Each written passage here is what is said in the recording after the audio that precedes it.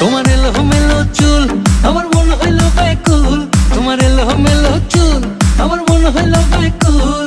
যদি তোমার সম্মতি পাইতাম আমি তোমার বাড়ি ঘটক পাঠাইতাম, আমি তোমারে বউ বানাইতাম।